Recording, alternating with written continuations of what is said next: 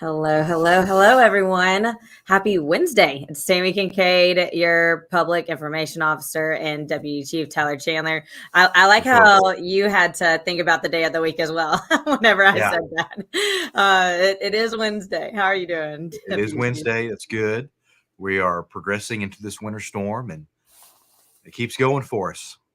Yeah, no, absolutely. And if you are out and about today, you can definitely tell that roads are looking a lot better. Things are starting to open back up. So exciting to see that.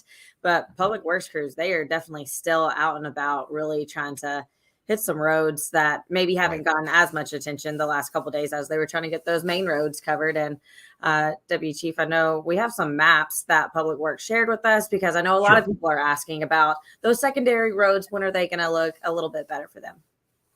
Yeah, absolutely. We can get that pulled up.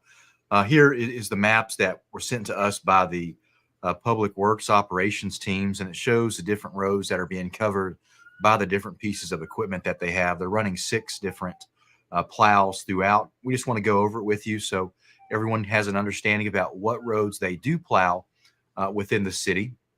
And all the state and federal highways are handled by the state of Tennessee. So Lebanon Road, Central Pike, Mount Juliet Road, and Interstate 40 are all handled by the state. But we're starting from top to bottom within the city. And you can see this is Nonneville Road on the north end of town, and that they'll plow that, and they'll get Wintry Trace, the main drag through there. Coming on down further south from the west to east, they'll plow Devonshire Drive and Willoughby Station Boulevard over onto Nichols Vale, Faulkner Lane, Sunset Drive. They'll jump into Park Glen a little bit with Park Glen Drive and Glen Trail Drive, along with all of Golden Bear Gateway, Curd Road. And as you go down along Mount Juliet Road and Curd Road, they will plow Woodridge Place and Due West Drive, Curd Road South, which is between Mount Juliet Road and Golden Bear Gateway. They'll hit all of East Division Street and West Division Street. When you enter the Brookstone neighborhood, they'll hit Pascal Drive, Page Drive, and Brookstone Boulevard. Along down to Chandler Point, they'll hit Thrush Drive, and in the initial entrances of Nighthawk Lane and Eagle Trace, then on the Cobblestone Landing, they'll hit the main drag through there to the roundabout. As you go further south on the map, the color is weird. Let me see if I can fix that. I can't, but we'll just go through it. As you go further south and on Pleasant Grove Road area, they'll hit that and Catalpa Drive and down Triple Crown Parkway. Again, with Northwest Rutland and Clearview Drive, the main entrance on Kelsey Glen, which is Kelsey Glen Drive. Down on Belinda Parkway, all of that. They'll also hit Providence Way, which is between Mount Juliet Road and Central Pike. They'll hit Providence Parkway, Providence Trail, Caroline Way, all of Northwest Rutland, and South Rutland Road, and Sunnymead Drive. And then further up in the industrial area, Athletes Way and Volunteer Boulevard will be tackled as well. So that's all the different streets that your public works teams go out to plow, which you can see on this map that's been more blown up. And they're out working now, 6 different trucks. With the weather that we've had today with the sunshine, that radiant heat has helped turn the thick ice pack into more slush. It's a lot easier for the public works crews to navigate with that and fix it. And I think, Sammy, they got 6 trucks running? Yeah, 6 trucks running. There's about 12 people on that public works crew that are taking turns working. They've been working a lot of hours overnight ever since Sunday morning around 7 a.m. is when they started, and they are still going. So they're really working hard to try to get those secondary roads taken care of now that some of those main roads they're looking in pretty good shape right now. I mean, you still, as you mentioned, it has melted some, so you got to be careful because with those cold temps, it is turning to ice. And especially overnight tonight will turn to ice. So you still need to be careful. There's been several wrecks. I was at a couple wrecks earlier today with one of the officers because of cars hitting. It looks like it's just a wet road, but it actually is an ice patch. So still be safe out there because it is still a little icy, but it is a lot better on those main roads. So they're working hard now on those secondary roads. So hopefully you can get out of your neighborhood soon. Right. On the police side of things, like Sammy mentioned, we have been responding to some crashes today. So far today, 4 crashes, 9 disabled or stuck motorists, 0 animal complaints, 0 welfare checks, and no sledding opportunities yet. Yesterday, the final totals were 3 crashes, 20 disabled, stuck motorists, 3 animal complaints, 5 welfare checks, and 6 opportunities where officers were able to sled with children out in the community. And Sammy, with us in police, the fire department has been responding to stuff as well. What about fire? Yeah, no, they've been very active today. Yesterday, if you were listening to the live, the big thing was that Chief Folks wanted to pass along was that with the temps rising and coming from those the colder temperatures, you're going to have a lot of pipes that could possibly burst. And so they have been preparing for that. And they've already seen that happen a few times today. So that's the big thing that they've been working on today, are some houses having some pipes bursting and having some water. There was one house that had quite a bit of water in it. So just make sure that you have your water still dripping. I know that I'm battling it right now too. I think a lot of people are. Make sure you have that water dripping so that your pipes do not end up bursting. That is the big thing right now. But today, 4 medical calls, 7 alarms, and 3 citizen assists for the fire department. And with the weather, we have some more wintry weather tomorrow. The high around today is around 31 degrees, which is nice, and plenty of sunshine, but it's going to drop down to a lot lower tonight, around 14 to 16 degrees with that deep freeze again. But again, we have a quick warm up tomorrow to 38 degrees, but it's kind of right there at a weird line. I keep looking at the different maps from the Weather Service on if we're going to have the rain, sleet, or snow. And it's just, we're at a weird spot with that. So we are likely going to see some type of mix in the afternoon, and then all snow north of I-40 once it gets dark. So expect some type of mixed precipitation during the day tomorrow, but with a freeze again at night. And what we're worried about tonight, with it being so cold and with the melting that's occurring today, is the black ice that is going to form on the roads. And this is that glaze that's kind of hard to see. It's a clear glaze. It's more prevalent at night after you see a lot of the snow melt and cover the different road sections, or continue to melt and continue to spread ice across the road. And that's what we're worried about tonight, because a lot of traffic was out tonight or today, and there still is a lot of traffic out. And I'm afraid there's still going to be a lot of traffic out once the sun goes down. And Sammy, once that sun goes down, all that stuff is going to freeze very quickly.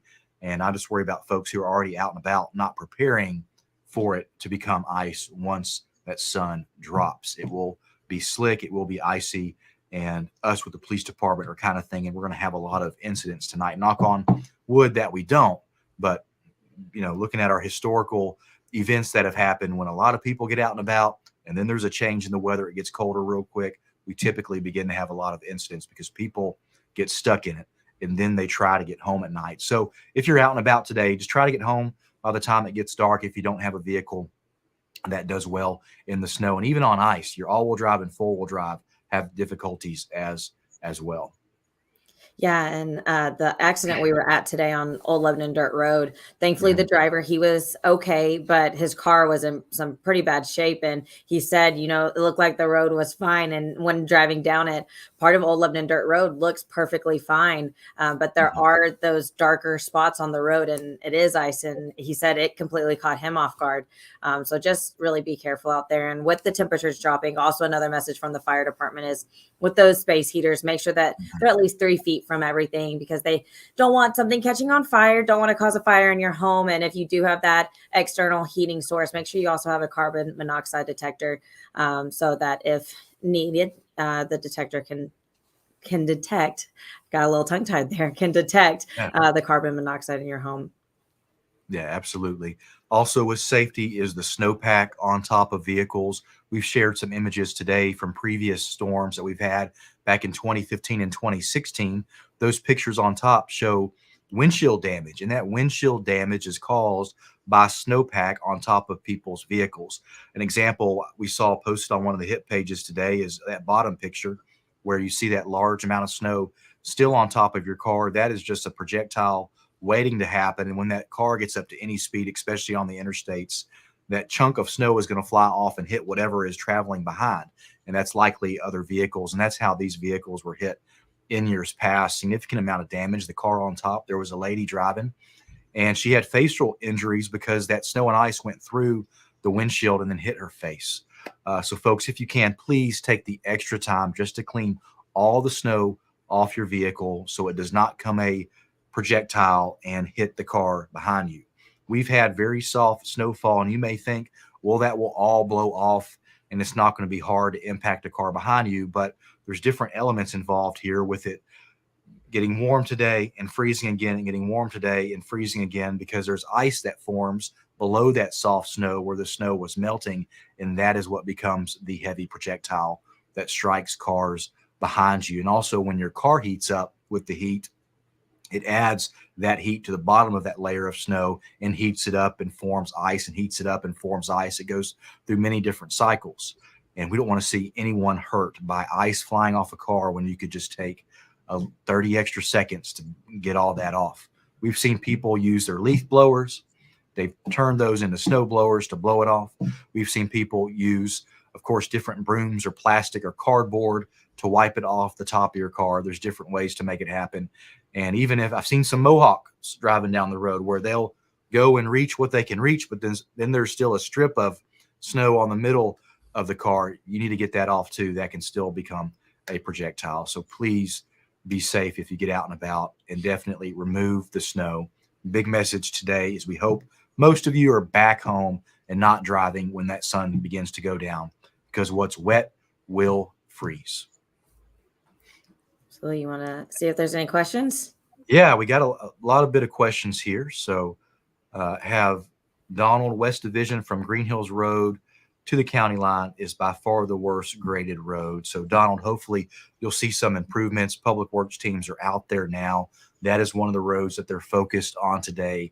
And hopefully that plow will help with the sunshine to push all that off, so it's not as bad that you see. And moving up through here, Dawn, she says use a broom to get the snow off. It's super easy. Definitely, you can use a broom. Just be careful. You don't want it to scratch your paint either. I'm picky about my cars and about the paint. And a broom I would probably not use on mine, but maybe someone else would use a broom. You just have to watch your paint. Diane just chiming in, just asking about the red light at Woodridge Place. We'll send that information to our traffic light group with Public Works. Question about mail service. I'm not sure about the mail. Sammy, have you heard anything about the mail service? I have not heard anything about the mail service. Okay. Yeah, I think from what I've seen from some people, not an official word, it is running on limited basis. So if they can travel down your street, if the carrier is comfortable traveling down your street, they will do so. A question from Charlene about North Green Hill Road with the clearing of snow. North Green Hill Road is a very small section in the city limits that is basically by the fire station and Green Hill High School, and they have been working to clear that to ensure the fire trucks and the ambulances can get in and out of that fire station. But all the way up Green Hill Road is in the county and not the city limits. Just a comment from Debbie, just thanking everyone who's working to get the roads cleared and keeping updated. Absolutely. Glad to do it. Question from Trish about Stewart's Ferry Pike and Logue Road. Those are county roads handled by the county road department. We don't handle those, so I can't really give any update there. I see that Jamie and Thomas said mail is running. Carla here, if the state takes care of Lebon Road, Mount Juliet Road, why does Davidson's side of Lebon Road look great and Wilson's side look awful? Thank you. So good question here. Metro is a metropolitan government. So their NDOT takes care of everything not interstate wise. So the state in Metro Davidson County will focus on the interstate system. NDOT, which is Nashville Department of Transportation, they actually focus on all the roads within Davidson County. So they're getting some focus by some extra trucks with Metro Nashville's NDOT.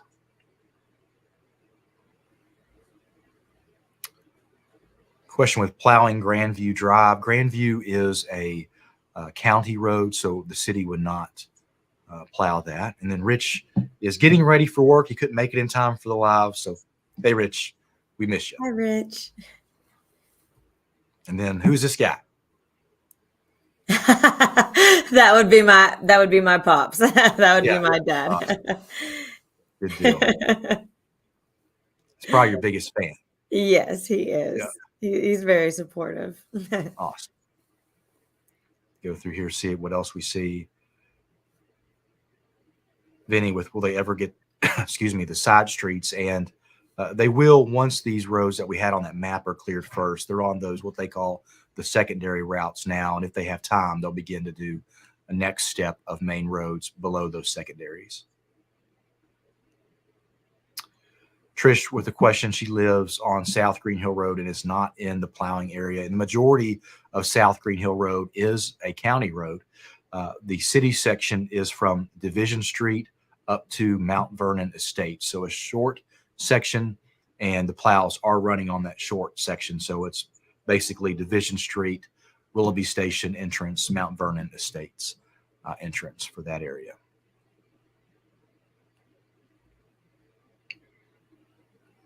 And Rob, just with a comment here, he handles our special census that's going on. There's about 26,000 people counted on the special census. So please continue to register if you haven't, if you live within the city limits and you need to register for the special census, go to mjcensus.org to do so. It simply just counts your presence in our community. So the state gives us the state shared revenue back to the city, which is free money to the city, which helps fund services that we offer, such as snow removal and de-icing the roadways as best as we can. So thanks, Rob, for that. Kate here with the expected rain next week, will it melt the snow and possibly cause worse ice? So Kate, the rain next week, we're going to have a wonderful warm up. We're going to have like highs in the 50s. So we're good next week. I think the roads will begin to be fine for sure, likely in this Sunday-ish and Monday-ish for sure. And it'll be smooth sailing until the next winter storm, but we're supposed to have above normal temperatures. So now we have below normal temperatures, and next week we're going to have higher than normal temperatures, which is awesome because I'm ready for it to warm up because it's super cold out there. What I am concerned about with the precipitation is tomorrow.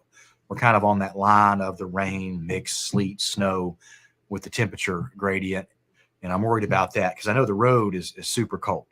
So whatever falls may immediately freeze on the road. And that's something we have to watch out for. It's not enough precipitation to cause any outages with the power, knocking down trees. It's not that type of ice storm, but we'll just kind of have to see how it plays out with the forecast and how it actually comes into place for us.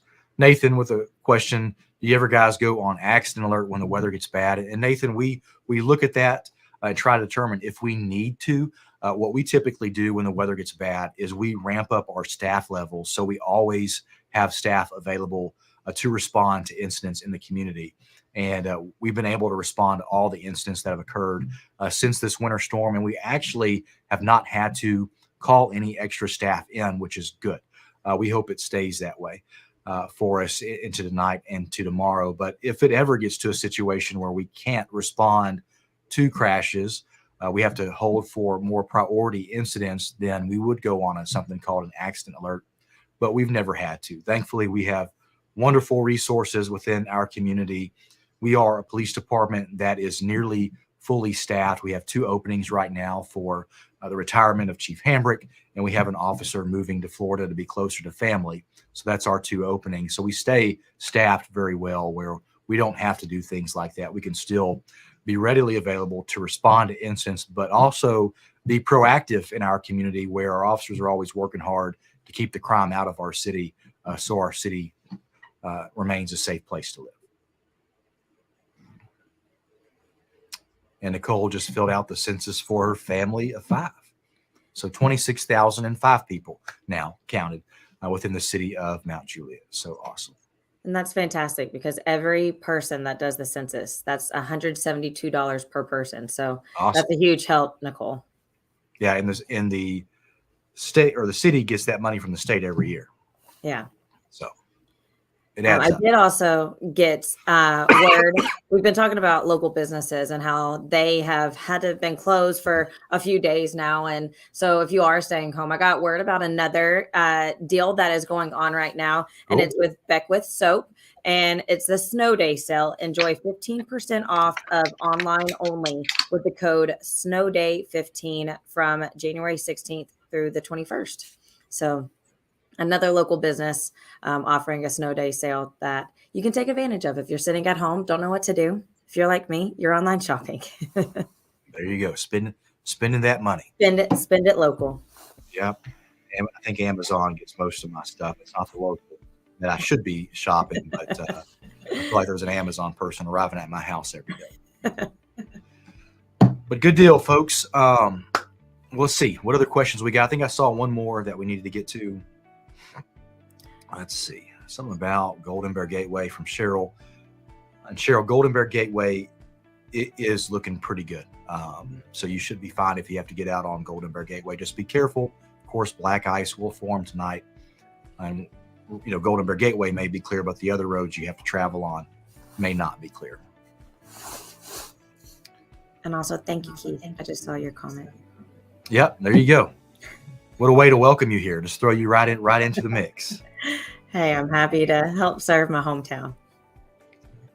Estimate on current Mount Juliet population, it's around 42 to 44,000 people. We continue to grow. When I first started policing here, there was like 14,000 people. When my family moved here, there was like 8,000 people. So we are all part of that growth, unless you're the folks who have been here a long, long time. All right. Want to close this out, Sammy? Yeah, no, thank you all for hanging out with us for a little bit as we get you caught up on everything that's going on with police, fire, and public works. We hope that you're all staying safe as a lot of you are out on the roadways. But remember, it is going to be cold. That water will turn to ice. So continue to stay safe as we still go through this winter weather. All right. Awesome, folks. Stay safe. We'll continue to keep you updated as we continue to move through this winter storm. Hopefully we're on the back end of it. Take care.